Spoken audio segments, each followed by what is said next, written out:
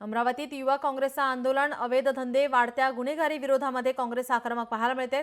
Amravati police आयुक्त कार्यालयासमोर निदर्शनं करण्यात आली। शहरातील अवैध धंदे बंद करण्याची मागणी करण्यात आली।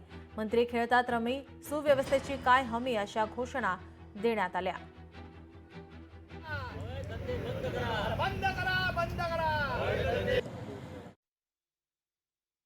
आज आपल्याला माहिती आहे की अमरावतीमध्ये अवैध धंदे खूप मोठ्या प्रमाणात वाढलेले आहेत। म्हणजे मग ती गांजा विक्री असो, एमडी ड्रग्ज विक्री असो की गुटखा विक्री असो, त्याचप्रमाणे जे आता शहरामध्ये जो ऑनलाईन जुगार सुरू झालेला आहे, हे धंदे अमरावतीत खूप मोठ्या प्रमाणात वाढलेले आहेत। आणि त्यावर कळस म्हणजे आता एका आमदारांच्या घरासमोर त्या वादातून चाकू हल्ला झालेला आहे।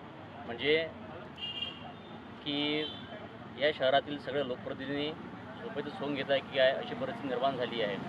अमरावतीचं जे शांततावादी शहर म्हणून जे सगळीकडे नावलौकिक आहे, ते टिकवण्याकरता आता पोलीस प्रशासनाने ताबडतोब कडक पावले उचलावी आणि हे अवैध धंद्यांना लगाम घालावा अशी आम्ही या निवेदनाच्या माध्यमातून मागणी केली आहे। लोकशाही मराठी ऐका, पहा, जागरूक रहा।